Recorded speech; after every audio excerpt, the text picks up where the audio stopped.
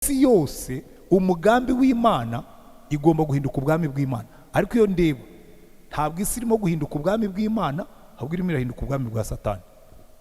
Cyewe ndatangara buri munsi, ndatangara birenze gutangara, kuko mbona imitekerereze ya Satani irimo irinjira ikinjira no mu bwami bw'Imana, ariko burya ntabwo yinjira mu bwami bw'Imana, yinjira mu idini. Ese ntimubyumva muri no minsi? Ishobundi abantu barifashe bati mu itorero tugiye kujya dusezeranya abagabo barongoye abagabo. Ibyo ntabwo ari imitekerereze yo mu bwami bw'Imana. By the way, murambi babwira hano, kuko njya mbibabwira hano, iyo ministre ahagurutse akavuga ngo jewe ngo byo cabinet yemeje sinemeranya nabyo, bivuga iki? Bivuga ko either aba yademisiyonye, yatibwirije ngo ademisiyone, yellow paper irasohoka ikamwibutsa yuko ubwo wihakanye ibyemezo byafashwe na guverinoma urimo ubwo ntukirimo. Ariko twebwe umuntu arifata ngo jewe ngo iki gitabo ngo sinkikemera, none se urakora miki? Uri pastor utemera Bibiliya, uri bishop utemera Bibiliya, uri archevêque utemera Bibiliya, uri iki? Icyo gihe biba bivuga ngo you are no longer a member of the kingdom, ntabwo ukiri mu bwami bw'Imana. Mwebwe rero buriya n'abakristo benshi bamwe na bamwe bigendera ukundi, nawe ushobora kuba wibwira ko urimo kandi utarimo. Nka Samweli aramubwira tubonye iki? Mbonye umusaza wambaye igishura. Atubona Samweli ngo Sawuli yikubita hasi. Umupfumu nawe Imana ihita umwumura amaso, aramubwira ngo wambeshye iki kandi uri Sawuli? Aramubwira ati humura ntacyo ndi bugutware, ati mbwira icyo kubwiye. Samweli aramubwira ati ubwo ibyo urimo ni ibiki? Ko Imana yamaze kukureka, ko ejo uzapfa n'abahungu bawe n'ingabo zawe zose. Mwabonye ukuntu biri very popular ubu, abantu bigize abahanga, barakubwira ibimenyetso by'iminsi ya nyuma, barakubwira aho bigeze, barakubwira isaha y'Imana. Ahubwo ntabwo jewe murimo murarangaza abantu, kandi iriya ni strategy ya Satani. Tekereza uramutse usize abakozi ukabasigira akazi, noneho aho kugira ngo barangazwe n'akazi wabasigiye, barakarangazwa n'ibihembo bazahembwa n'igihe uzagarukira kubahemba. Aho kugira ngo bakore bagatangira kuvuga ngo ariko tuzabwirwa n'iki ko pataraje, ngo sha ngo reka nkubwire ngo tujye duhora tureba hariya ngo niho imodoka izaturuka, ngo nitubona ivumbi ritumutse ngo tuzamenye ko hageze. Ntabwo rero jewe aho kugira ngo njye kurangazwa n'ibimenyetso, jewe nzarangazwa n'umurimo yansigiye.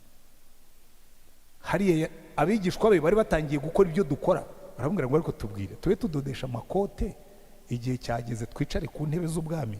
Aravuga ati ibyo si ibyanyu, muhora mubaza ibibazo mutagombye kubaza, mwebwe data niwe uzi igihe ibyo biza. Irembo ryera TV, Irembo ryera TV. Ibyo rero ntabwo ari byo turi bwige uyu munsi. Murabizi tumaze iminsi tureba ibyo Yesu yabwiye abigishwa be amaze kuzuka. Twarebye uko Matayo yabyanditse, twarebye uko Mariko yabyanditse, twarebye uko Yohana yabyanditse, twarebye uko Luka yabyanditse. Uyu munsi turongera turebe akandi gace kanditswe na Luka nako, ibyakozwe n'intumwa igice cya mbere. Kuki turimo gusubira muri aya magambo? Nuko abakristo benshi ntabwo bigeze bashyira imbaraga mu kumva neza ibyo umwami yasize atubwiye nyuma yo kuzuka. No mu itorero twibera aho ngaho imihango y'idini, akamenyero, tukibagirwa ko turi abantu bari on mission, turi abantu batumwe.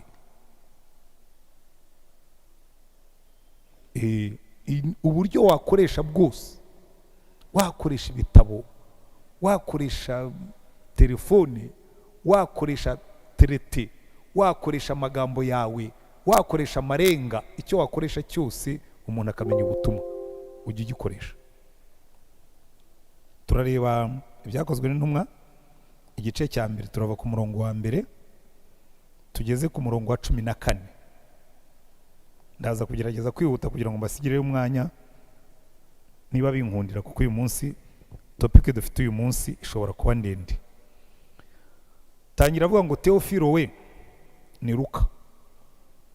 Muri cya gitabo cya mbere nanditse ibyo Yesu yabanje gukora no kwigisha byose kugeza ku munsi yazamuriwe mu ijuru, amaze gutegeka intumwa yatoranije azitegekesha umwuka wera. Amaze kubabazwa ababonekera ari muzima, atanga ibimenyetso byinshi, agumya kubabonekera mu minsi 40 avuga iby'ubwami bw'Imana. Nuko bateraniza hamwe abategeka kutava i Yerusalemu, ati ahubwo murindire ibyo data yasezeranije, ibyo nababwiye, kuko Yohana yabatirishaga amazi, ariko mwebweho mu minsi mike muzabatirishwa umwuka wera. Nuko bamaze guterana baramubaza bati, mbese mwami, kino cyo gihe wenda kugaruriramo ubwami muri Isirayeli? Arabasubiza ati, si ibyanyu kumenya iby'iminsi cyangwa iby'ibihe data yagennye, ni ubutware bwe wenyine. Icyo akora, muzahabwa imbaraga umwuka wera nabamanukira, kandi muzaba abagabo bo kumpamya i Yerusalemu n'i Yudaya yose n'i Samariya no kugeza ku mpera y'isi. Amaze kuvuga atyo azamurwa, bakimureba igicu kiramubakingiriza. Bakiraramye batumbira mu ijuru, akigenda abagabo babiri barabonekera bahagaze iruhande rwabo bambaye imyenda yera. Barabaza bati, yemwe bagabo b'i Galilaya, ni iki gitumye muhagaze mureba mu ijuru? Yesu wakuwemo akazamurwa mu ijuru azaza atyo nk'uko mumubonye ajya mu ijuru. Basubira i Yerusalemu bavuye ku musozi witwa Elayono uri bugufi bw'i Yerusalemu nk'urugendo rwo kugendwa ku isabato. Basohoyeyo barurira bajya mu cyumba cyo hejuru, aho Petero na Yohana na Yakobo na Andereya na Filipo na Toma na Bartolomayo na Matayo na Yakobo mwene Rufayo na Simoni Zelote na Yuda mwene Yakobo babaga. Abo bose bamwe hamwe n'abagore na Mariya nyina wa Yesu na bene se bakomezaga gusengana umutima uhuye. Haleluya. Ndagira ngo turebe bimwe mu bintu by'ingenzi bigaragara muri iyi texte, kandi turebe icyo dushobora kubyigiraho. Icya mbere, batubwira yuko Yesu amaze kuzuka. Luka byandika neza aravuga ngo amaze kuzuka, ngo yamaze iminsi abonekera abigishwa be, hanyuma ngo atanga ibimenyetso byinshi, agumya kubabonekera mu minsi 40 avuga iby'ubwami bw'Imana. Luka we yafashe n'umwanya abari iminsi yamaze, arayidokumenta, arayandika, aravuga ngo yamaze iminsi 40 abonekera abigishwa be, abaha ibimenyetso bidashidikanywa by'uko ari muzima, ariko anashimangira, anabasobanurira, anabigisha ikintu turi buganireho uyu munsi cyitwa ubwami bw'Imana. Amen. Kuko ikintu gikomeye maze iminsi mbitekerezaho cyane, twakoze ikosa mu itorero, ni ukwigisha abakristo ntitubigishe amahame y'ubwami bw'Imana, amahame, principles, amategeko y'ubwami bw'Imana. Kuko buriya umuntu utarasobanukirwa neza n'amahame y'ubwami bw'Imana, ndibwira ko uyu mwaka utazashira dayeri ntashatsemo umwanya, wenda mu mezi nzaba ntafitemo ingendo, ngo noneho dufate twinjire mu mahame y'ubwami bw'Imana kugira ngo abantu bayumve. Nibitaho uyu mwaka bizaba utaha, twige neza ngo dusobanukirwe n'amahame y'ubwami bw'Imana. Ko nimwitegereza murabona ko hano Yesu iminsi yamaze 40, ngo yamaze kubabazwa ababonekera ari muzima, atanga ibimenyetso byinshi, agumya kubabonekera mu minsi 40 avuga iby'ubwami bw'Imana. Inyigisho za Yesu ntabwo zari inyigisho z'idini, turaza kubibona, zari inyigisho z'ubwami bw'Imana zitandukanye n'inyigisho z'idini. Ariko reka tubanze turebe ikintu cya mbere batwereka. Baratubwira ngo yamaze iminsi 40 ababonekera ari muzima. Kubera iki? Kubera yuko nimureba hepfo ubutumwa yabahaye, yarababwiye ngo muzahabwa imbaraga, mugire mute, muba abagabo bo kumvuga, sibyo? Muba abagabo bo kumpamya. kuko buriya ubundi biroroshye kuvuga ubutumwa, kuko icyo Yesu yadutumye gukora ni ukumuhamya. ubundi umuntu ahamya icyo yabonye, agahamya icyo yumvise, cyangwa agahamya icyo yakozeho, ariko ubundi wagikozeho ubwo uba wanakibonye.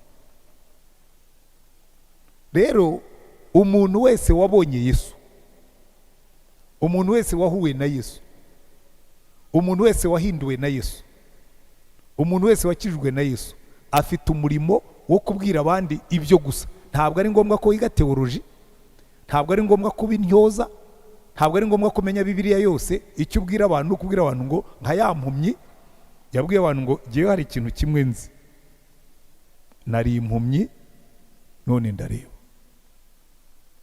Nicyo Yesu yadutumye gukora. Umugore w'umusamariyakazi yaragiye yinjira ku musozi, aravuga ati mwa bantu mwe, muze mbereke umuntu wambwiye ibyo nakoze byose kandi atanze. Abantu babaze uyu mugore ngo yahuye n'umuntu wamubwiye ibyo yakoze byose, natwe nimuze tujye kureba. Ngo baragenda bahura na Yesu, baranamwibwira bavuga ati noneho ntabwo twemejwe n'ibyo watubwiye, natwe twamwiboneye, twemeye ko ari Mesiya. Amen. Ba Filipo mu butumwa bwiza bwa Yohana bahuye na Yesu, aragenda abwira Natanayeli, aramubwira ati Natanayeli, uwo Mose yavuze, uwo abahanuzi bahanuye, twamubonye. Natanayeli aramubwira ati mwamubonye he? Ati ni Yesu w'i Nazareti. Natanayeli aramubwira ati Filipo, nawe urakagorye, hari icyiza cya v'i Nazareti? Aramubwira ati no, ntabwo ari byo kugirwa impaka, ngwino urebe. Aramujyana, ngo Yesu amubonye aramwitegereza, aramubwira ngo dore umuyuda tuyifitemo uburiganya. Aramubwira ati ngewe uranzi? Ati ukiri hahandi munsi y'igiti cy'umutini nakubonye. Niki cyatumye Natanayeli avuga ngo uri umwana w'Imana koko? Nicyo Yesu yamubwiye. We Yesu yakubwiye iki? Hari icyo yakubwiye, hari icyo yagukozeho, hari icyo yaguhishuriye, hari icyo yakweretse gituma ubwira abandi ngo ngewe uyu mvuga ndamuzi neza, sibyo? Kuko hari icyo yankozemo, hari icyo yankozeho, hari icyo yambwiye, hari icyo yangize cyo. Niba ibyo byose nta na kimwe ufitemo, ntabwo ubwo ngubwo ufite ubushobozi bwo kuba umugabo wo guhamya Yesu. Halo, murankurikiye? Kuko icyo nicyo kintu cya mbere Yesu yabanje gukora. Aravuga ngo aba bigishwa banjye kugira ngo bazajyane ubu butumwa, nuko babanza bakamenya neza ko ndi muzima. Twebwe ntabwo dukorera umwami wapfuye, ntabwo dukorera umwami w'igitekerezo, ntabwo dukorera umwami w'amateka. Twe dukorera umwami muzima kandi ugendana natwe. Haleluya.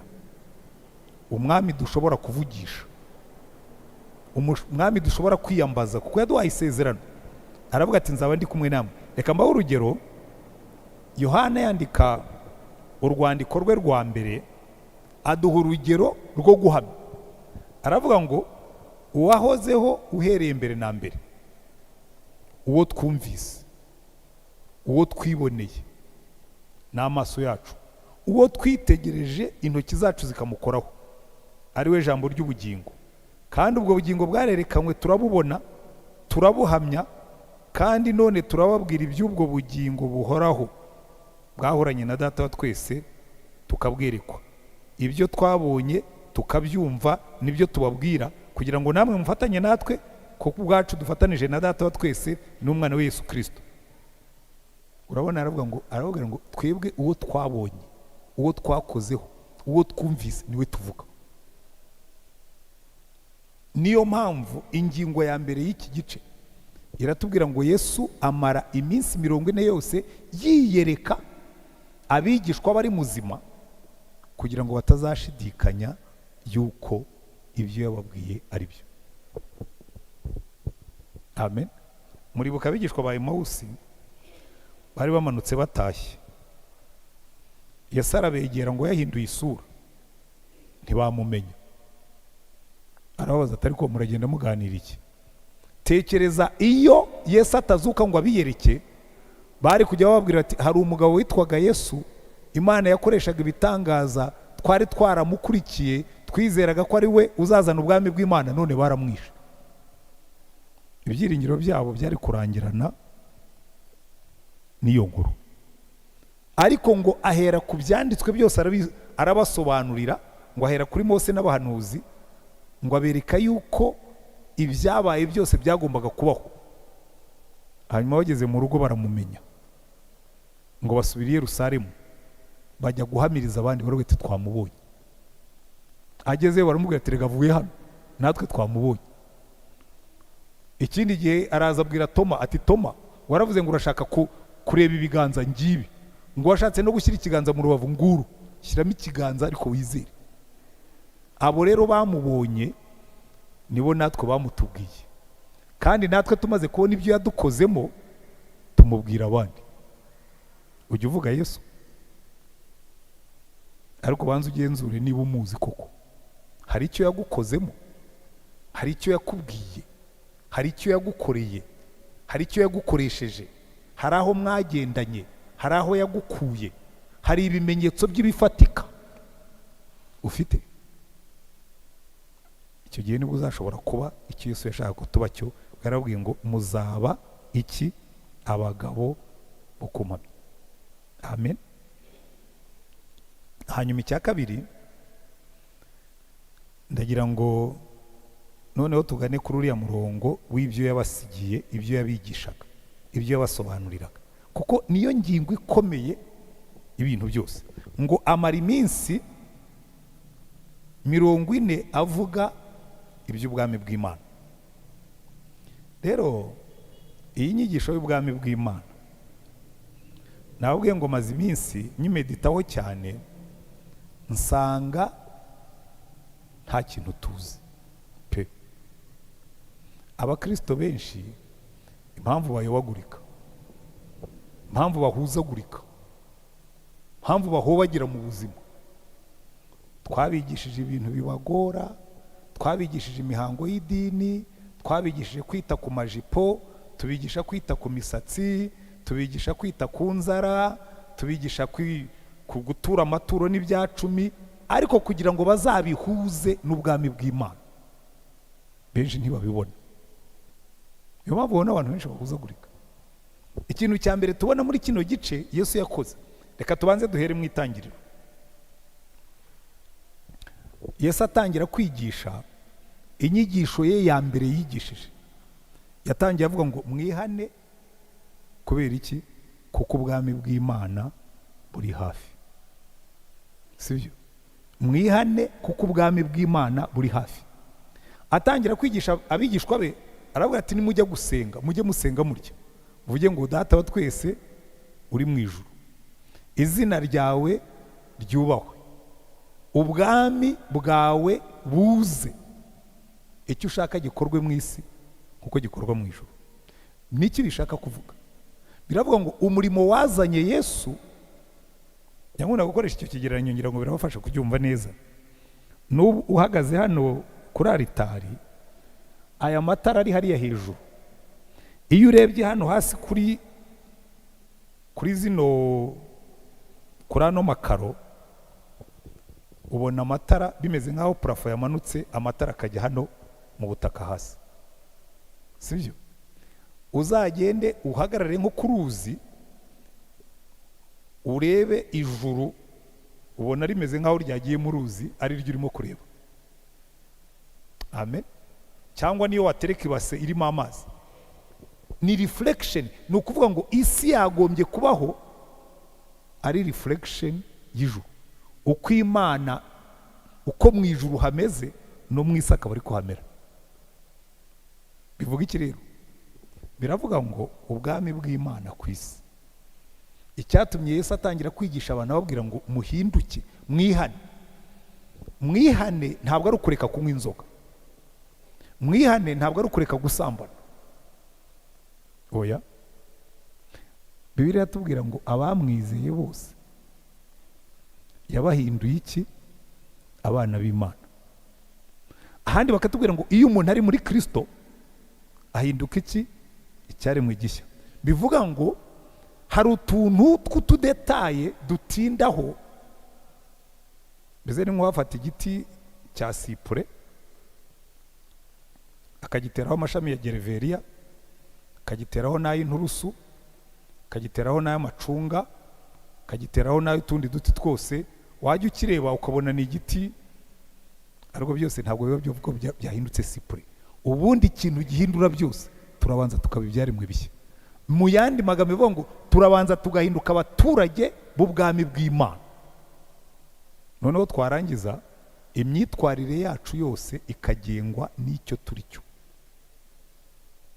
Tukajya vuga ngo mu bwami bw'Imana hari ibyo umuntu adakora. Mu bwami bw'Imana hari buriya abanyarwanda kera hari akantu bajyaga bavuga, ariko sinzi ko kakinabaho, ngo yewe ngo uriya ntabwo ari umunyarwanda w'i Rwanda. Bivuga ngo imyitwarire y'uyu muntu ntabwo ihuye n'ubunyarwanda, sibyo? Hariho rero n'imyitwarire y'abantu idahuye n'ubwami bw'Imana. Reka tubanze turebe iki kintu mugitekerezeho cyane, kuko ubu bwami bw'Imana bugenga imitekerereze yacu. Ugatekereza nk'umuntu wo mu bwami bw'Imana. Niyo mpamvu uzabona muri Bibiliya nuyisoma neza barakubwira ngo rinda umutima wawe kuruta ibindi byose birindwa, kuko iby'ubugingo byose niho biva. So hari ibintu utemerewe gutekereza. Amen. Ariko hari igihe nicara n'umukristo nkumva imitekerereze ye nkavuga nti uyu muntu ntabwo ari uwo mu bwami bw'Imana, ni umunyamahanga. Kuko imitekerereze ye nubwo nta kibi yakoze, ariko ntabwo imitekerereze ye ari mu bwami bw'Imana. Niyo mpamvu Imana iratubwira ngo mubanze mwihane, no kuvuga ngo uhindure imitekerereze yawe, uhindure imyumvire yawe. Ko burya imitekerereze n'imyumvire biratandukanye. Iyi mitekerereze uyimaranye igihe kirekire igeraho gahinduka imyumvire, sibyo? Mbese mbishyize mu mvugo yumvikana, ibintu ubitendeka mu mutwe, ubwonko bwamara kubyumva neza, bwamara kubisya bikajya mu mutima. Umuntu yajya kubwira dukora ibinyuka mu gutaya, ndumva ibyo bintu bidahuye n'imyumvire yanjye, hari ibyo ntakora. Hari n'ibintu bitansaba gutekereza, kubera iki byamaze kwinjira mu mico yanjye niko ndi. Hari ibintu bitansaba gutekereza. Nk'uwari igihe nicara nkaza, ariko hari igihe numva nk'umuntu yasambanye, hari uri murokore bimugendera gute ngo asambane? Mwazambwiye wajya mubikora niba hari abarimo hano, ariko ndizera ko ntabahari. Mwazambwiye bikuzamo gute? Ntabwo njya niyumvisha maze kubwiriza ubutumwa hano, nasohoka hariya hatangira kubwira umugore cyangwa umukobwa ibintu by'amagambo aganisha mu busambo. Ubwo se uherahe? Umufataho, umubwiza amagambo, uherahe? Icyo ndimo gushaka kubumvisha, iyo bitarakwinjiramo ngo bihindure imyumvire yawe, ushobora kuza hano usa n'umukristo inyuma, ariko mo imbere ukiri umunyamahanga, sibyo? Uri uwo mu gihugu cy'Abafilisitiya, uri umunyamahanga. Ariko ubwami bw'Imana, Yesu yamaze iminsi abasobanura ngo bumve neza amahame y'ubwami bw'Imana. Ibintu bibiri bikomeye. Icya mbere, ubwami bufite nyirabwo. Ni ubwami bufite umwami, kuko Yesu amaze kuzuka yabwiye abigishwa baravuga ati, ubu ngubu rero nahawe ubutware bwose mu ijuru no mu isi. I'm the king. Ubu bwami bufite umwami, kandi ni umwami muzima.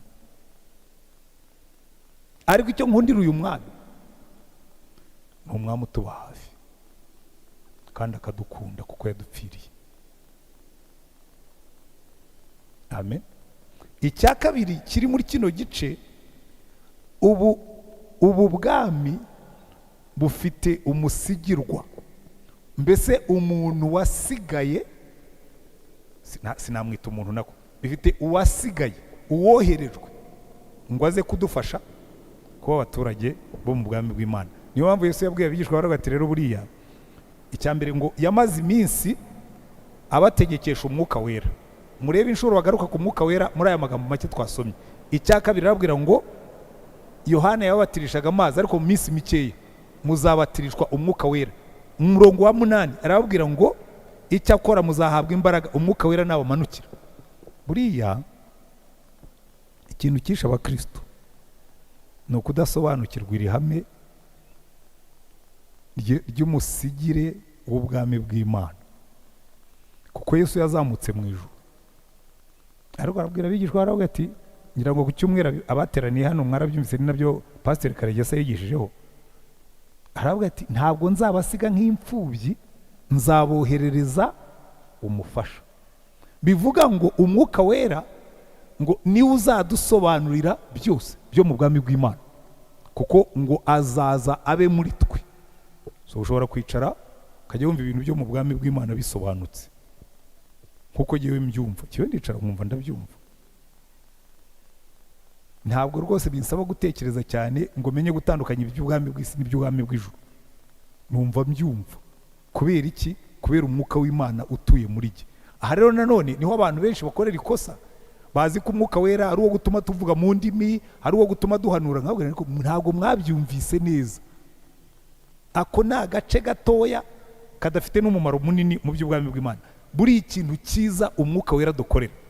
Number 1, Yohana 16, Yesu yaravuze ngo uwo mwuka wera naza azenda ku byanjye abibasobanurire. Niba ushaka kumenya Yesu ukamwumva neza, reka mbabwire buriya ngiye buriya kuganira n'umwuka ni byiza, kandi ngiye tuganira neza iyo nicuye. Iyo nicuye njya nicara nkafata nk'umuntu wo muri Bibiliya nkabwira umwuka wera ko wakoranaga na Mose. Buriya Mose iminsi 40 yamaze asenga, byari bimeze biti? Ariko yasengeraga ibiki? Nose biriya bintu byose yamanukanye gute? Rero iyo utangiye gutekereza gutyo uratangira ukumva umeze nk'aho wicaranye na Mose, ugatangira kubibona nawe Imana ibikora. Ariko ubundi umwuka wera ko ari we wakoranaga n'aba Petero babigenzaga bati? Hari igihe aza kubwira ngo Petero yakoze mu gihe cye, ubwo ndababwira agiye iby'Imana yigeze kumbwira ngo ibyo nakoranaga na Petero nibyo mu gihe cye, wowe nzakorana nawe ibyo mu gihe cyawe, we jya untega amatwi gusa. Rero ubu Kristo butangira kuryoha iyo uvuye muri cya kintu cyo kuvuga ngo abuzuye umwuka ngo bavuga mu ndimi bakagenda bidunduka. Uridunda se ngo havemo iki? Ariko ngiye nshobora kwicarana n'umwuka akambwira ibintu kandi koko wajya kubikora ukabona byakoretse. Wahura n'ikibazo runaka akabwira ati wahuye n'urwobo rw'intare, ati ndabona kabisa noneho zirandya tu. Akabwira ati nakoranaga na Danieli, ngiye kukwigisha uko bigenda. Keep quiet, iturize, ngiye kuguha umunyenga ujye mu rwobo rw'intare, nuvamo uzaza ufite ubuhamya. Ibibazo bigashyuha bikaba byinshi, akabwira ati ntuhangayike, biriya bigaragara nk'itanura ry'umuriro rikaba rishyushye, nusohokamo Shadraka na Meshaki na Abednego uzababwira ukuntu byari bimeze mu itanuramo imbere. Buriya rero kugendana n'umwuka, Yesu yarabwiye ngo mva ntimuzave i Yerusalemu mutarahabwa imbaraga, ngo azenda kubye abitubwire. Haleluya. Ngo azatuyobora no mu kuri kose. Nubona ushidikanya umuntu akakubwira utuntu tw'utunyanga n'utundi, ujye ubaza mu ijuru. Ubwo ariko ibintu umuntu arimo kumbwira ni iby'amahire, ni iby'amahoro, harimo umugisha cyangwa harimo ibinyoma, azakuyobora mu kuri kose. Amen. Kuko ambasada w'ijuru wowe, twe dufite aho tubariza. Buriya ikintu nkundira ibintu byo mu bwami bw'isi biba bisobanutse. Iyo ambasaderi ahagarariye igihugu abaza aho abaza information, akabazi ngo iyo byangoye iyi nimero ndayihamagara kandi icamo, igomba gucamo. Natwe Yesu yaratubwiye ngo ibyo mu ijuru byose nimwumva byagucanze ujye uhamagara iyi nimero, uhamagara umwuka wera, kuko niwe wasigariye ubwami bw'ijuru hano ku isi. Kandi iyo wamunaniye, iyo igihugu cyananiranywe n'ikindi, ikintu cya mbere bakora bahamagara ambasaderi wabo. Hari igihe Imana ijya ibwira umwuka wera ngo uyu muntu rero yatunaniye, mwihorere. Niho bajya batubwira ngo uyu mwuka kuvuyeho uhinduka kahebwe. Umwuka yakuretse nyine ubwo biba ari ibyo. Muzibuke Sawuli Imana yaramuhendahendaga ikamugarura bikanga, ikamugarura bikanga, bukeye ngo umwuka w'Iteka muvaho. Agiye kurwana urugamba rwe rwa nyuma, ahamagara Imana, aramubwira ati ariko we telefone yawe twarayicomokoye, ntabwo ukivugana nijoro, kuko ambasaderi wacu waramunaniye. Turamuhamagara arataha, irwariza. Uzi aho yagiye? Kwa ambasaderi w'ikuzimu, kijya gushaka umupfumu. Aramubwira ati rero ukandagurira. Undi aramubwira ati se ko Sawuli yatubujije kuragura? Aramubwira ati ibyo nta kibazo. Ahamagaye Samweli, Imana iravuga ngo urahamagara Samweli, reka nkusubize. Ngo hazamuka umusaza umeze nka Samweli. Aramubwira tubonye iki? Mbonye umusaza wambaye igishura. Atubona Samweli. Ngo Sawuli yikubita hasi. Umupfumu nawe Imana ihita umwumura amaso, aramubwira ngo wambeshye iki kandi uri Sawuli? Aramubwira ati humura ntacyo ndi bugutware, ati mbwira icyo kubwiye. Samweli aramubwira ati ubwo ibyo urimo ni ibiki? Ko Imana yamaze kukureka, ko ejo uzapfa n'abahungu bawe n'ingabo zawe zose. Kuko Imana ishobora gukoresha bishaka bose, n'amadayimoni irayategeka. Ariko icyo nendaga kubereka, umwuka wera niwe uza akadusobanurira iby'ijuru. Ariko ubwami bw'Imana bufite nyirabwo, umwami Yesu. Ariko akaduha ambasada wo kudufasha muri ibyo, umwuka wera. Ariko twebwe duhamagarirwa gutekereza nk'abaturage b'ubwami bw'Imana. Kandi twajya kubwiriza, reka ndangirize kuri iyi ngingo. Marayika yaraje abwira ba Petero, arabwira ati rero mwe musubire i Yerusalemu. Yababwiye ko muzaba abagabo bo kumuhamya i Yerusalemu, sibyo? Mukimuka mukajya ni Yudaya, mukava i Yudaya mukajya i Samariya, mukarenga i Samariya mukagera ku mpera y'isi. Iyo mesaje n'uno munsi niyo tugifite, ntabwo yahindutse. Kuko isi yose umugambi w'Imana igomba guhinduka ubwami bw'Imana. Ariko iyo ndeba, ntabwo isi irimo guhinduka ubwami bw'Imana, ahubwo irimo irahinduka ubwami bwa Satani. Cyewe ndatangara buri munsi, ndatangara birenze gutangara, kuko mbona imitekerereze ya Satani irimo irinjira, ikinjira no mu bwami bw'Imana. Ariko burya ntabwo yinjira mu bwami bw'Imana, yinjira mu idini. Ese ntimubyumva muri no minsi? Ejobundi abantu barifashe bati mu itorero tugiye kujya dusezeranya abagabo barongoye abagabo. Ibyo ntabwo ari imitekerereze yo mu bwami bw'Imana. By the way, murambi babwira hano, burya abantu bamwe bamaze kwirukanwa ku kazi ntibabimenya. Muri kingdom they are no longer representatives. Hari abantu batagihagarariye ubwami bw'Imana nubwo bambaye amakanzu. Hari abantu batagihagarariye ubwami bw'Imana nubwo bambaye imisaraba. Kubera iki? Ubundi nkuko murambi babwira hano, mu bwami burya umwami anatandukanye na perezida. Ababaye muri Amerika cyangwa bajya bagendayo, muri Amerika abantu bashobora kwifata bagatuka perezida wabo, bakamwandagaza, bakamwihindura agasaza, bakamuhindura ikigoryi, bakamuhindura iki. Iyo ni imitekerereze itari yo mu bwami. Kuko buri ikintu gitangaje cyo muri sisitemu y'ubwami, ubwami muri sisitemu yabo ubundi fonksiyo zose ziba zikubiye mu mwami. Umwami aba ari executive, sibyo? Umwami akaba legislative, niwe ushyiraho amategeko. Agahindukira akaba na judiciary, byose arabikusanya. Bivuga ngo iyo umuvuze nabi muri sisitemu y'ubwami agucira urubanza. ntabwo agombera kujya guhamagara abacamanza ngo mucire urubanza uriya muntu yantutse. Iyo umuvuze nabi agucira urubanza, kandi urubanza aguciriye ugashyirwa mu bikorwa. Iyo ni sisitemu y'ubwami, ko ntawe uvuguruza umwami mu gihugu cye.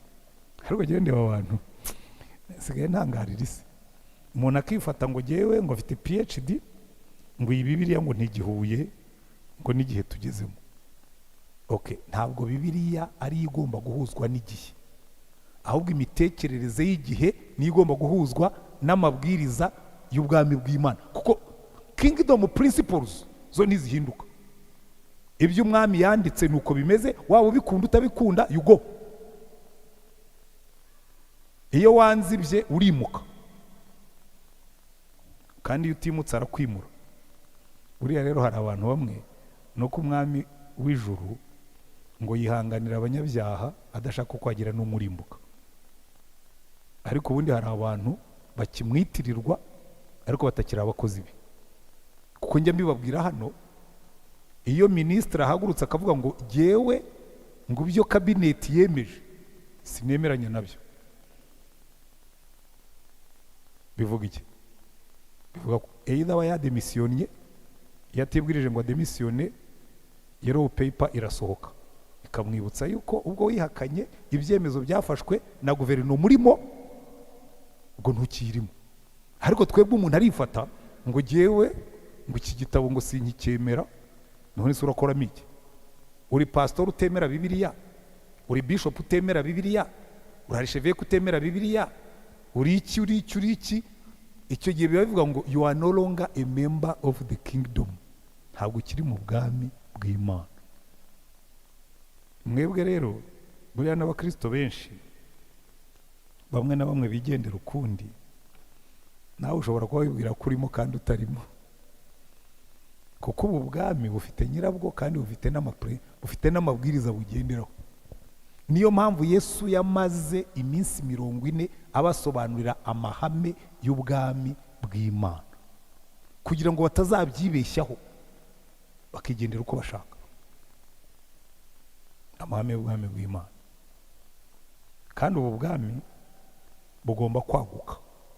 Muribuka mu gitabo cya Daniyeli, Nabukadineza yararose, arota igishushanyo kirekire gifite umutwe w'izahabu n'igituza cya silver cy'ifeza n'igice cyo hepfo cya bronze cyangwa cy'imiringa niko babyita, n'amaguru y'ibyuma n'ibirenge by'ibyuma bivanze n'ibumba. Ngo haza ibuye rinini rikubita cya kintu, kubita amaguru yacyo ngo gihinduka ivu, ngo noneho ryabuye rirakura ngo rikwira isi yose.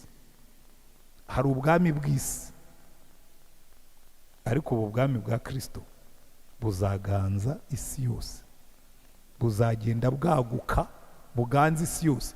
Yaragiye nagaruka, ibyo twe twakoreye azabivalidatinga, n'ibyasigaye bidatunganya byitunganirize, ubwami bwe buzabaho. Haleluya. Ariko twebwe icyo gihe ataraza, aratubwira ngo mube mubwagura kugira ngo bazabuturamo bazaba ari benshi.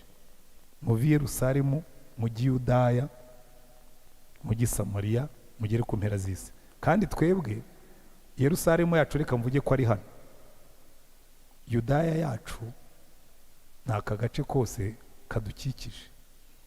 Nitugera hirya tuzagera ni Samariya, ariko reka tubanze duhere i Yerusalemu ni Yudaya. Turimo turategura ibiterane, tuzagenda tubibabwira ko turashaka kwinjira muri Yerusalemu yacu na Yudaya yacu, tukazagera no ku mpera z'isi. Ko ngira ngo murabona, reka mbwira abanyaremera, kuko ndabizi tuba tufite n'abandi batarabiremera, ariko nkatwe urusengero twamaze kurwuzuza. Se nitubwiriza abantu bakuzura runo rusengero, tuzicara hano dusigare dukora iki? Tuzajya gutangira andi maparuwasi. Nk'ubu rwose muri mwiteguye nk'umwaka utaha, cyakora tugiye gufasha kuri katedrali kugira ngo twubake katedrali, ariko ngira ngo nituba tunayubaka tuzatangira tube nibura dusiza iyindi paruwasi ya Busanza, aho twaguze ikibanza hirya iriya ngo twagure, tugende dukurikira umujyi tuwubwirize, tugende twubaka andi maparuwasi. Amen. N'abajene babona aho babwiriza, n'abandi tugende twegera abantu aho bari. kuva i Yerusalemu n'i Yudaya n'i Samariya kugeza ku mpera z'isi. Ubu bwami nicyo duhamagariwe gukora. Imana ibaha umugisha. Waba afite ikibazo rero cyangwa afite komanteri yayibaza, hanyuma tukagana ku musozo, tukagana ku gutaha.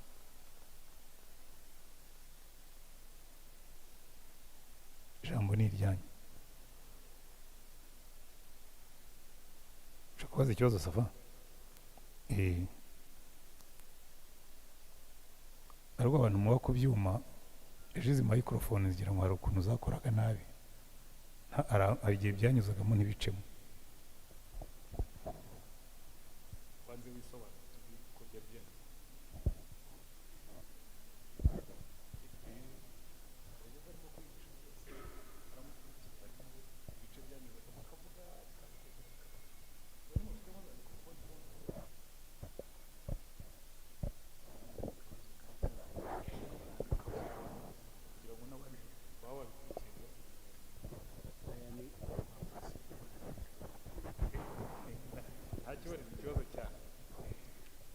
Njye ikibazo mfite,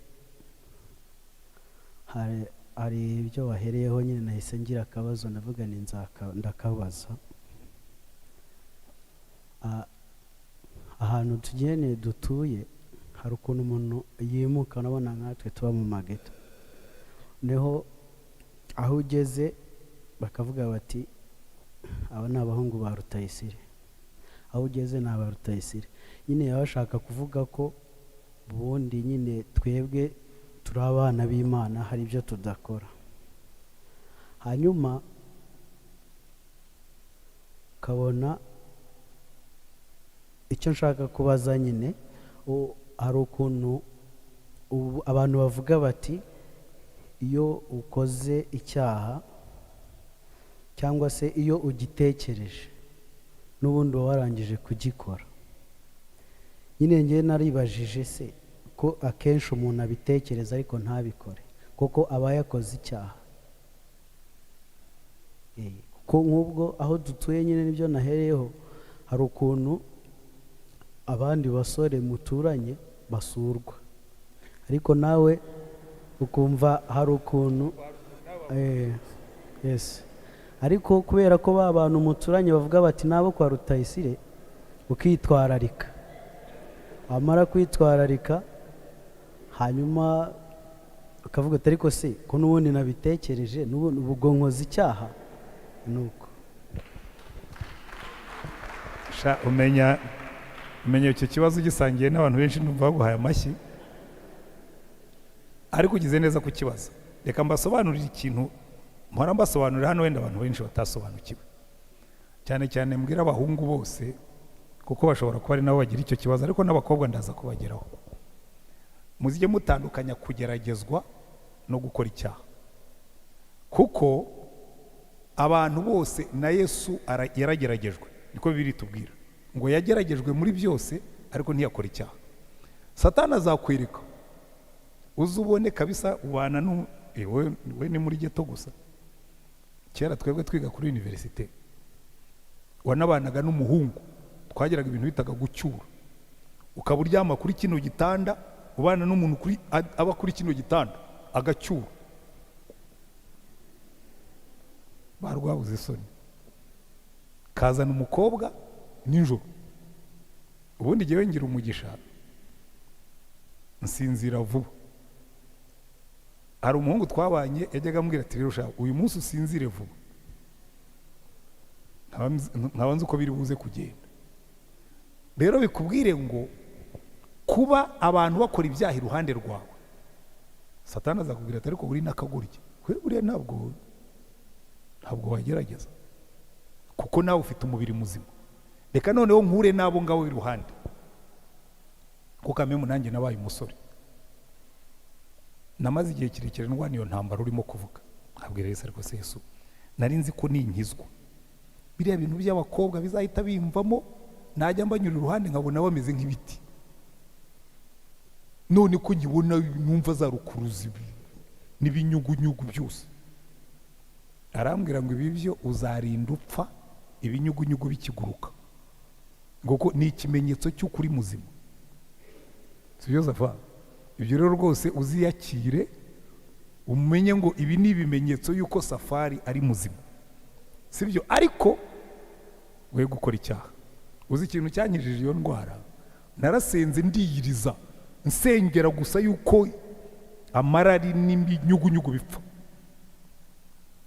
Hanyuma ndimo gusenga Imana irambwira ngo ariko soma hariya mu Baheburayo ngo na Yesu yageragejwe muri byose ariko ntiyakora icyaha. Burya na Yesu nawe ashobora kuba Satani yarajyaga amubwira kuri utu dutekerezo ngo none se ntiyamusanze ku musozi akamubwira ngo fata aya mabuye yahindura imigati? Ntujya se wumva abantu bariye amabati? Ntujya wumva abantu bariye imisumari? Ntujya wumva abantu bariye amabuye? Reka ni kurya Satani azakubwira ati ariko wabihinduramo umugati nawe ukawurya, abandi barimo bararya we wicaye. Ako rero ko kunezeza umubiri kaza muri bihindura umugati, kandi abandi ukabona abandi barabikora nta kibazo, ariko wowe nyine cyakora koko niba ibyo mbwira mubikora, ubwo nanjye mbaye proud yuko nyine nibura nabigishije mukabyumva. Kandi n'abakobwa ni kimwe, ko nabo bakenera gukundwa. Nuzicara ukumva rwose umutima ariko uririmba uzaza ryari mukunzi, ntuzumve ko wagushije ishyano rwose. Umukobwa aricara, najyaga nigisha abakobwa ku ishuri, ukabona umwana aricaye ameze gutya, ukavuga turiya yagezeyo tu. Akaba nubwo ubaha ikizamini akandika kuri paper, agashyiraho agafulawa keza, kagashyira ku mutuku, agashyiramo akandika ngo I love my teacher. Kandi nanjye nari nkiri agasore, nanjye nkamwandikiraho ni I love my students. Ntabwo nandika ngo I love my student ngo atagira, ntabwo nandika ngo I love you. Oya, nandika ngo I love my students. Bivuga ngo rwose uri umunyeshuri wanjye, ndagukunda mu banyeshuri banjye. Iyi umuntu nakubwira ko agukunda ujye umubwira ko nawe umukunda, ariko uba umwangira ikiza. Ku bandi mwarimu ntabwo bivuga ko nanga abanyeshuri, ariko umwana wakwikundiye n'ubuzi biba ari utuntu tw'abana. Buriya rero n'abakobwa nuzicara ukumva umutima wawe utera indihaguzi, ariko Mana uzansubiza ryari, Mana uwanjye azaza ryari, hakabaho n'abaza bakakubeshya, uzamenye ko ari normal. Ni ibintu bisanzwe, ko niko Imana yaturemye kugira ngo dukunde, dukundwe, twubake ingo dukundana kandi tunezerewe. Sibyo? Kero rwose Safari ntuzicireho urubanza, uzageragezwe muri byose ariko ntuzakora icyaha. Sibyo? Kandi kizagukiza uzibuke ko turabo mu bwami bw'Imana. Imana iratureba kandi hari ibyo dutegerejeho. Twe turi ba ambassadors b'ijuru, hari ibyo tudakora. Nutangira kugenda gutyo uri umusore uzabibona ko uzaba umunyamugisha. Buri umunsi tuziga principes z'ubwami bw'Imana. Yesu yabwiye abantu aravuga ati ntimugangayike muvuga ngo tuzarya iki, tuzanywa iki, tuzambara iki, tuzabaho dute. Ngo mubanze mushaka ubwami bw'Imana, ibintu muzabyongererwa. Ariko abantu ntibarabyumva ko mu bwami bw'Imana bagira uko bakora, mu bwami bw'Imana bagira uko bitwara. Iyo utangiye kuba umutekinisiye mwiza wo mu bwami bw'Imana, abantu baragushaka ati mudushakire wa mwana ukora ibintu bikamera neza. Ko abantu bo mu bwami bw'Imana barifuzwa. Sibyo? Hari undi ufite ikindi kibazo, ariko ibyo tuzabyiga nitwiga ubwami bw'Imana mu buryo bwimbitse, kuko nzi neza yuko umunsi mwasobanukiwe amahame y'ubwami bw'Imana muzifuza kutavamo. Tuzareba abagabo bo mu bwami bw'Imana, abagore bo mu bwami bw'Imana, abasore bo mu bwami bw'Imana, abakozi bo mu bwami bw'Imana, urubyiruko rwo mu bwami bw'Imana. Ubwami bw'Imana ni ubwami. Yego. Yitwa Efremu, hano ku murongo wa 7 arabasubiza ati si ibyanyu kumenya iby'iminsi cyangwa ibihe data yagennye, ni ubutware bwe wenyine. Yego. Tutagendeye ku murongo wa 6 aho ahera hejuru bambaza ngo azazana ryari ubwami bwe cyangwa muri Israheli. Uyu murongo nyine sinjya nkumva agiye kuvuga ngo si ibyanyu kumenya iby'insi cyangwa ibihe data yagennye, ngo ni by'ubutware bwe wenyine. Bisobanuye ntabwo numva. Ijya kwicara nkubwire, icyo nicyo kibazo abantu benshi munafite, saba bonyine. Umva muri ino minsi ubona abantu barangajwe n'ibimenyetso by'iminsi ya nyuma. Mwabonye ukuntu biri very popular, ubu abantu bigize abahanga, barakubwira ibimenyetso by'iminsi ya nyuma, barakubwira aho bigeze, barakubwira isaha y'Imana. Ahubwo nego jewe murimo murarangaza abantu, kandi iriya ni strategy ya Satani. Tekereza uramutse usize abakozi ukabasigira akazi, noneho aho kugira ngo barangazwe n'akazi wabasigiye, barakarangazwa n'ibihembo bazahembwa n'igihe uzagarukira kubahemba. Aho kugira ngo bakore bagatangira kuvuga ngo ariko tuzabwirwa n'iki ko pataraje, ngo sha ngo reka nkubwire, ngo tujye duhora tureba hariya ngo niho imodoka izaturuka, ngo nitubona ivumbi ritumutse ngo tuzamenye ko hageze. Ahubwo rero jewe aho kugira ngo njye kurangazwa n'ibimenyetso, jewe nzarangazwa n'umurimo yansigiye. Hariya abigishwa be bari batangiye gukora ibyo dukora, barambwira ngo ariko tubwire tube tudodesha amakote, igihe cyageze twicare ku ntebe z'ubwami. Aravuga ati ibyo si ibyanyu, muhora mubaza ibibazo mutagombye kubaza. Mwebwe data niwe uzi igihe ibyo bizabera, mwebwe muzaba abagabo kumpamya. Ubu rero niyo magambo akurikiraho, uzitegereze iteka ryose iyo Yesu abantu bamubazaga ngo ibimenyetso byo mu minsi ya nyuma bizaba bimeze bite, yarababwiraga ati, uribuka umuntu yigeze kumubaza ngo ariko ngo abajya mu ijuru ni benshi? Aravuga ati mugire umwete wo guca mu irembo, umuryango ufunganye, mu nzira ifunganye, kuko inzira ni ngari y'igihogere ijyana mu kurimbuka. Ntabwo yashubije ikibazo cye ngo amubwire niba ari benshi ariko cyangwa ari bake. Aravuga ati icyo kibazo ubajije ntacyo kizakumarira, wegira umwete wo guca mu nzira ifunganye, kuko nibyo by'ingenzi ugomba kwitaho. Naba rero baramubaza ngo igihe cyawe cyo kuza ni ryari, tuzabwirwa n'iki ko waje, iki ni cyo gihe? Aravuga ati murimo murabaza ibyo mutagombaga kubaza, iby'icyo gihe bizwi na data, mwebwe icyo mushinzwe muzabagaho kumana. Kandi n'uno munsi niko atubwira, ariko muzarebe.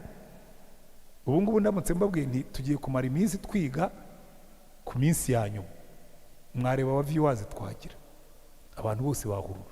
Kubera iki?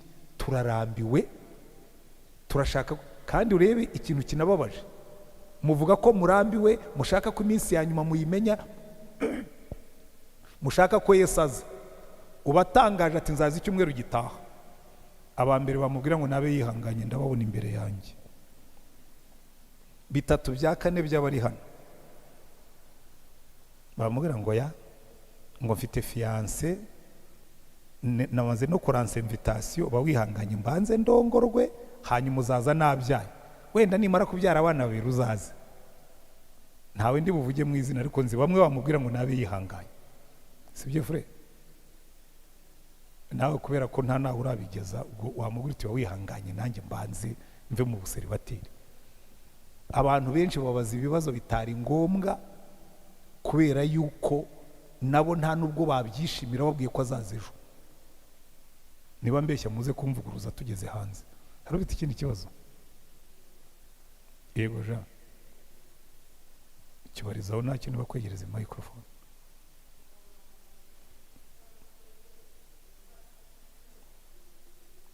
Nibakwegereza iyo mikrofone kugira ngo n'abari kureba kumve.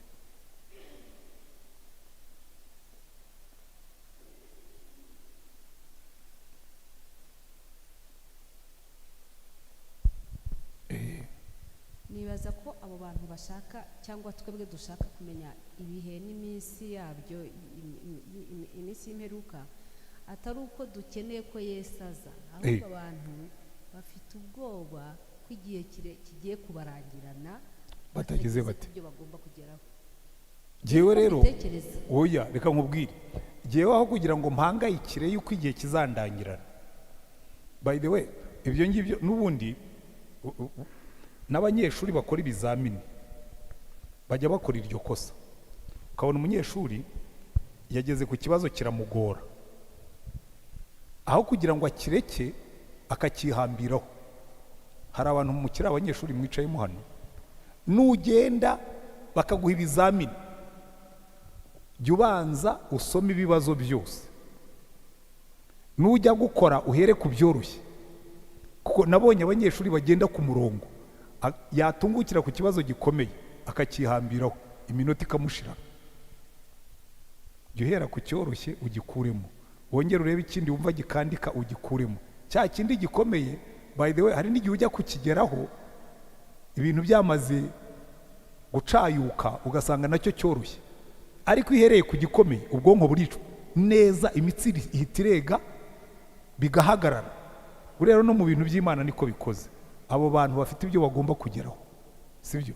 Reka tuvuge ko ushaka kubaka inzu, kugira mu kubaka inzu yawe ibimenyetso byihorere, iby'umunsi wanyu mu byihorere, uhugire mu kuvuga ngo hari inzu ngomba kurangiza, nihaye umwaka ngomba gushyiramo imbaraga nkayirangiza.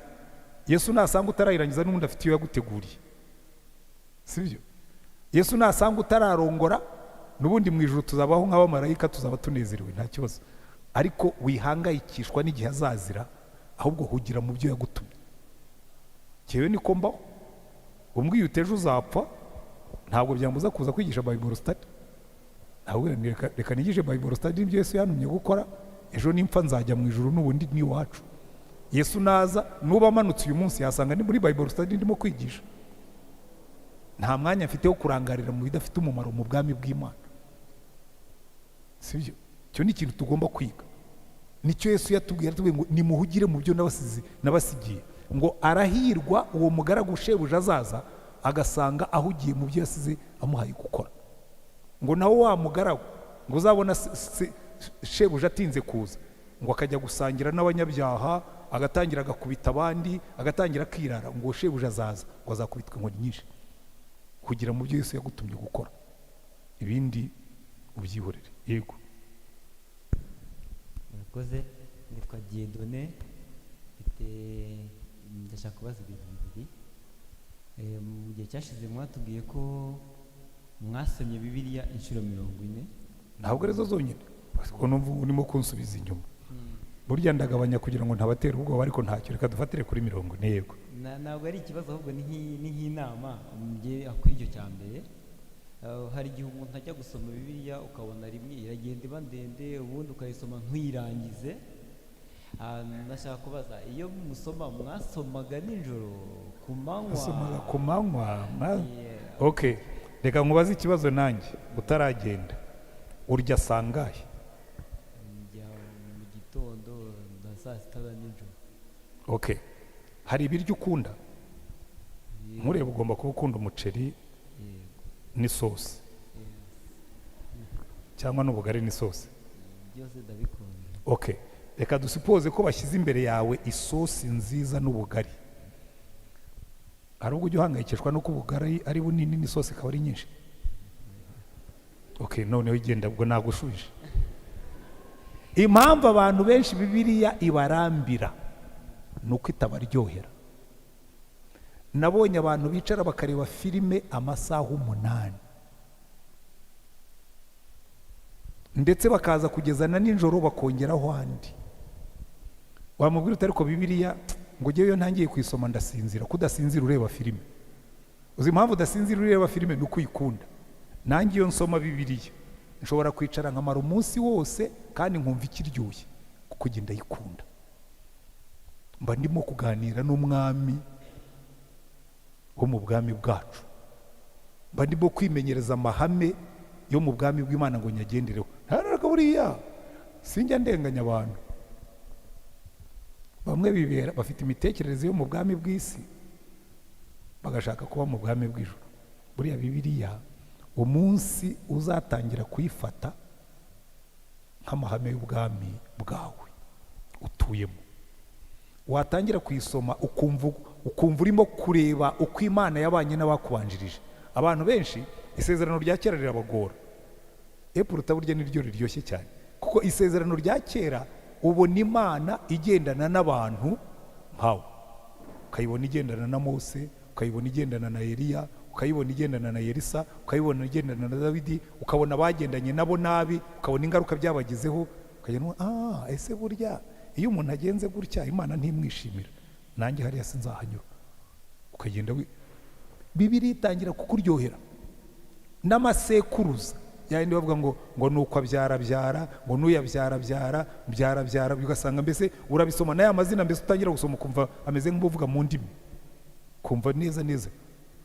ariko ukabaza Imana uzakoze ayo mazina ikakubwira ngo ndimo ndakwereka uburyo ngendana n'abantu. Aba bantu bose amazina yabo narayandikishije nk'uko n'iryawe nzaryandikisha mu gitabo cy'ubugingo ryagezemo. Ngaho bazi icya kabiri wari ufite. Hanyuma icya kabiri mwatubwiye ko Mwuka Wera ni ambasada w'Imana ku isi. cyane Iyo umuntu ahuye n'ikibazo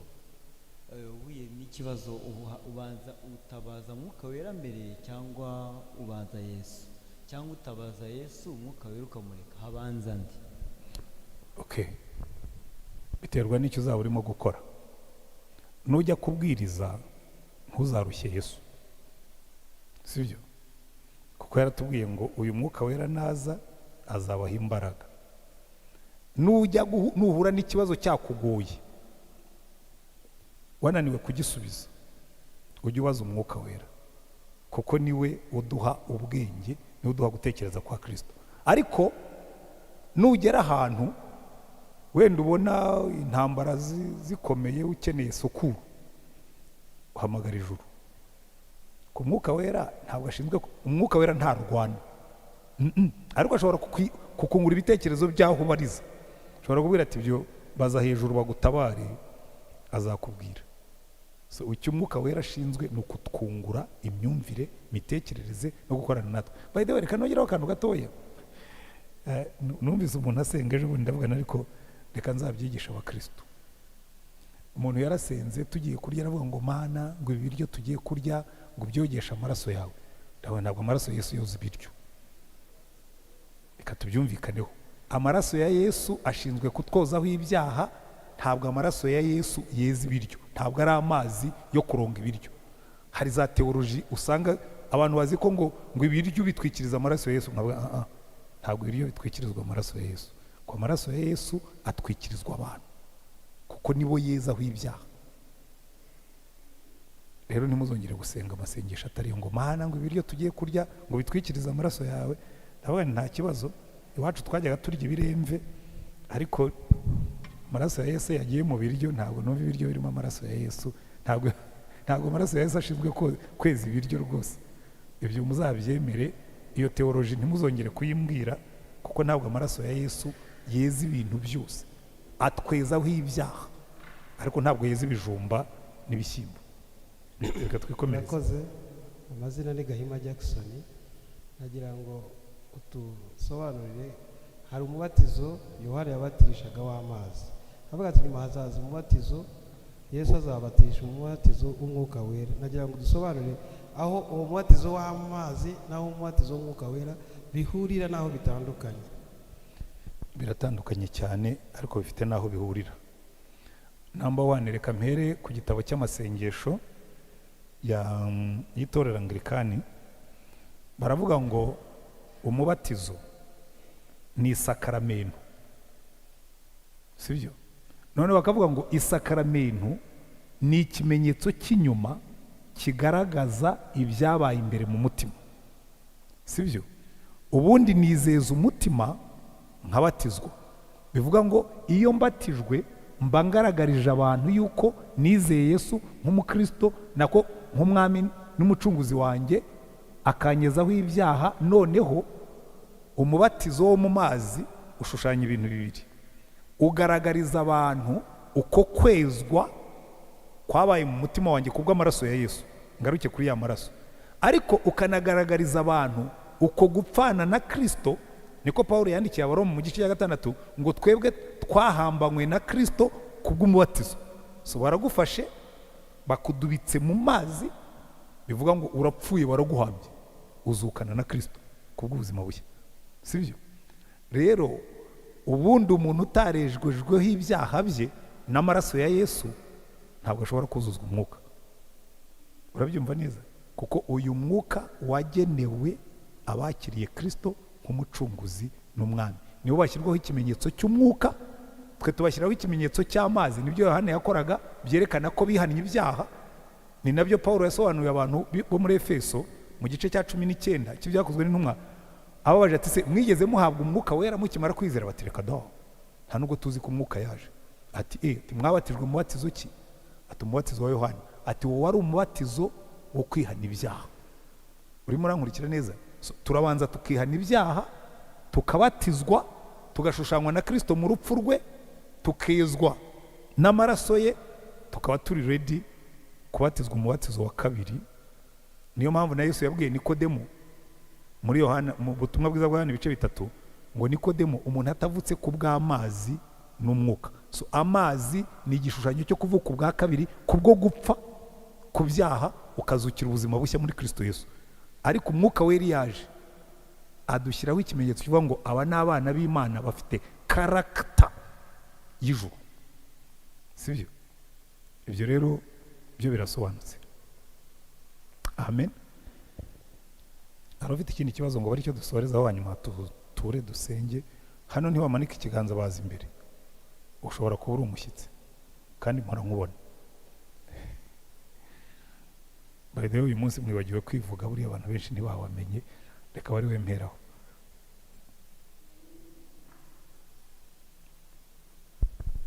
Murakoze, nitwa Kamanzi Pacifique, ndi umushyitsi.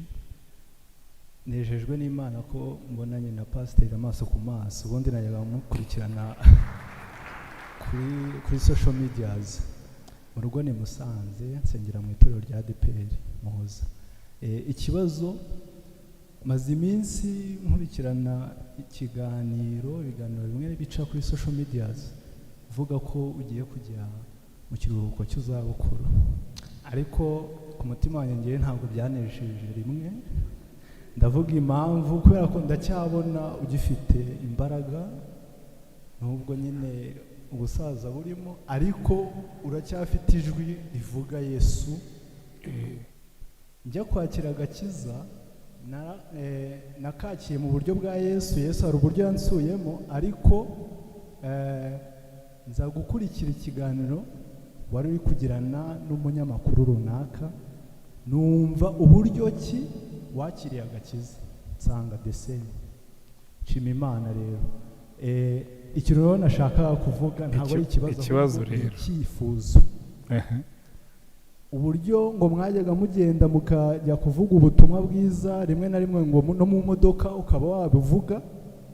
Nifuzaga ko, kubera ko inshingano zirangiye wenda zo mu rusengero rimwe na rimwe, ariko mujye mugera no kuri tere.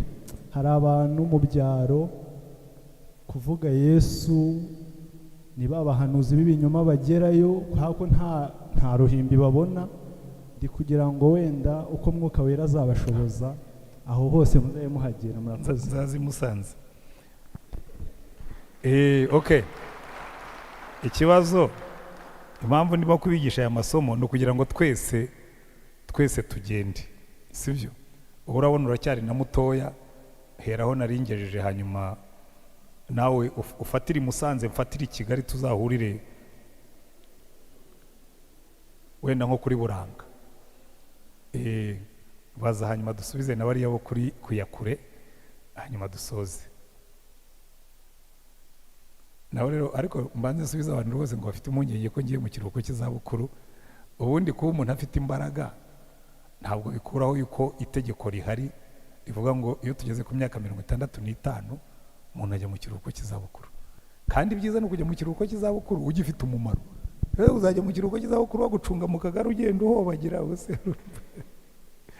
Bayebye nibyo byiza. Yego. Yesu ashimwe. Nanjye ndi umushyitsi, nitwa Mbanza Bibi. Mwakomeje kuvuga ku bwami bw'Imana. Yego. Ufite ikibazo ku bana b'ubwami. Ubundi ubwami wavuze ko ubw'isi bujya bugufasha gusobanura ubw'ijuru. Ubwami buba ari bunini kurusha igihugu cyane. Rero mfite ikibazo ku bana b'ubwami, kubera iki bajya basitiragoringa bagakena kandi turi abaraganwa na Kristo. Niko ndakeka mu Baroma 8:17. Kuba abana b'ubwami bashobora gukena ni ikibazo cy'abana batamenya uburenganzira bwabo, cyangwa ni ikibazo cy'umwana? Kuko nkeka ko no muri iki gihugu nkeka ko ntacyo Ivan ashobora kubura. Reka nkusubize. Byoroshye gutya. Ni ikibazo cya bombi. Icyambere, abantu benshi kingdom principles, amahame y'ubwami bw'Imana ntabwo bayagenderamo. Mbabwije ukuri, iyo utangiye kwinjira mu mahame y'ubwami bw'Imana usobanukirwa n'impamvu abantu babaho nabi. Impamvu Yesu yatangiye kwigisha avuga ngo mwihane kuko ubwami bw'Imana, ubwami bw'ijuru buri hafi. Ukuvuga ngo muhindure imitekerereze, mutekereze nk'abo mu bwami bw'ijuru, kuko ubu bwami bw'ijuru bugira imikorere, sibyo? Bugira uburyo, nituzabyiga tubonye umwanya uzabikurikire, uzabona n'imitekerereze yo mu bwami bw'Imana, n'imyumvire yo mu bwami bw'Imana, n'imikorere y'akazi yo mu bwami bw'Imana. Reka no nkwereke aho bipfira. Wowe uravutse usanga so na nyoko ntabwo bigeze batekereza nk'abo mu bwami bw'Imana. Imitekerereze yabo mibi niyo bakuraze. Mu byo bazakuraga n'ubukene bwabo, bakurage n'imyumvire mibi yabo. Ubanze urwane no gusohoka muri iyo mitekerereze, muri iyo myumvire, muri iyo mibereho, utangire uri mukuru, usange warakererewe. Ariko nuramuka uvuze ngo hari ikintu kimwe nzi, buriya nkunda umuntu witwa Yabesi, muri ya mazina nahoze mbabwira. Yabesi yavukiye ahantu mu gafungano, ngo nyina yamubyaranye agahinda, agiye kumwita mwita agahinda. Urumva deja iyo ni imirage mibi. Ariko ngo maze kuba mukuru aravuga ati ibyo ari byose ntabwo nzemera iyi mitekerereze, ntabwo ndi bwemere iyi myumvire. Nzitwa Yabesi ariko sinzasaza ndi Yabesi. Ngo asenga Imana ya Isirayeli, ya Mana ihindura amazina igahindura amateka. Isengesho yasenze rikwereka ko yari yahinduye imitekerereze, avuga ngo icyampa ukampa umugisha rwose, that you may bless me indeed, ukampa umugisha by'ukuri, mbese ku buryo bigaragarira abantu ko ndi umunyamugisha. Warangiza ukankura mu mfunganwa ukagura imbago zanjye, ariko kubera ko navukiye mu gahinda n'ukuboko kwawe kukabana nanjye ukajya undinda imibabaro. Uzi ijambo rikurikira bavuga ngo ni ukuwiteka muha ibyo yasabye. Bakaduha konkrete bakavuga ngo Yabesi yarushaga bene se icyubahiro. Umunsi tuzatangira gutekereza nk'abantu bo mu bwami bw'Imana, hari ibintu byinshi bihita bihinduka. Ariko kubera ko wakererewe gutangira, ukabona arwana n'imigozi myinshi kuziritse. Ariko se fata umwana ufite imyaka 25 arakijijwe, sibyo? Ubwo yamisinze kwiga primaire, yamisinze kwiga segonderi, yarase kwiga universite, niyo yatangira kihuta azarangiza universite ageze mu myaka muri za 40. Hari ibyo yakerereweho, atari kubera impamvu ze, atari kubera ko Imana itashatse kumuha umugisha, ariko kubera ko yavukiye ahantu batamuhesheje umugisha. So rero tugomba kubyumva.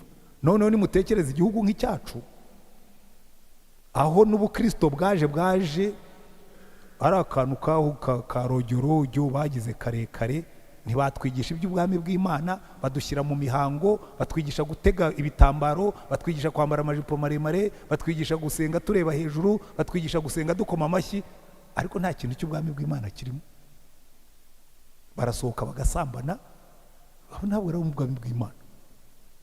Barasohoka bakaba mu mashyari n'inzangano, ibyo ntabwo ari byo mu bwami bw'Imana. So imitekerereze yo mu bwami bw'Imana niyo twagira abantu bake. Twe dufite igihugu gifite abantu ngo 96% ngo baba Kristo, ariko ubushakashatsi burimo gukorwa bigaragaza ko ari ibintu by'ibyitiriro gusa. N'abajya mu rusengero ntibagera no kuri 50. Warangiza ngo ubwami bw'Imana buri heze. Namwe mwicayemo hano wami icyuma kibupima, wasanga toneri y'ubwami bw'Imana ari ntoya ugereranije n'iyidini. Buri ubwami bw'Imana ni ikintu kiri radiko, ni ikintu gikomeye. So icyo rero nakubwiraga, ntabwo Imana izifata ngo ihe umupagani ibiryo by'ubwami bw'Imana kandi utarimo kubugenderamo. Irembo ryera TV, Irembo ryera